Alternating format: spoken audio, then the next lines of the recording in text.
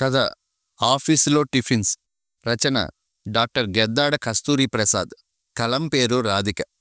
ఒకానొక ఆఫీసులో కిరణ్, సునీల్, శేఖర్ పనిచేస్తున్నారు. వాళ్ళు ముగ్గురు మంచి ఫ్రెండ్స్. రోజు లంచ్ టైంలో కూర్చుని కబుర్లు చెప్పుకుంటూ ఉంటారు. అందరి మీద జోక్స్ వేసుకుంటూ తింటూ ఉంటారు. ముగ్గురు కూడా అన్నం కూరలే కాక టిఫిన్స్ కూడా తెచ్చుకుంటారు. మన ఆఫీసరు పెళ్ళంతో తిట్లు తిని వచ్చినప్పుడల్లా ఆ కోపం మన మీద చూపిస్తాడు అన్నాడు కిరణ్. మరే ఆ మేనకం చూడు, కాస్త టైం దొరికితే చాలు ఆఫీస్ పని పక్కన పెట్టి మేకప్ వేసుకుంటూ ఉంటుంది.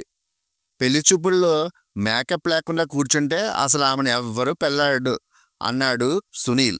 ఇలా మాట్లాడుకుంటూ టిఫిన్ బాక్సులు ఓపెన్ చేశారు. అబ్బబ్బా, ఈరోజు కూడా ఉప్మా. ఈ ఉప్మా తినలేకపోతున్నాను.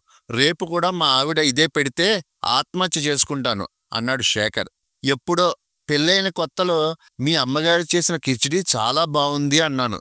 దానితో ఆవిడ రెచ్చిపోయి గిన్నెల కొద్దీ కిచిడి పంపడం, మా ఆవిడ అదే పెట్టడం జరుగుతోంది. రేపు కూడా ఇదే టిఫిన్ అయితే నేను కూడా ఆత్మహత్య చేసుకుంటాను అన్నాడు కిరణ్.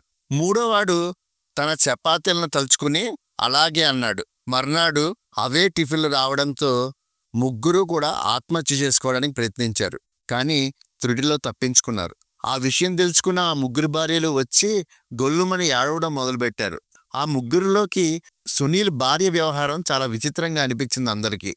అదేమిటంటే, ఏమండి, చపాతీ వద్దనుకుంటే పూరీ చేసుకోలేకపోయారా? దానికే ఆత్మహత్య చేసుకోవడం ఎందుకు అని ఏడవడం మొదలుపెట్టింది. అందరూ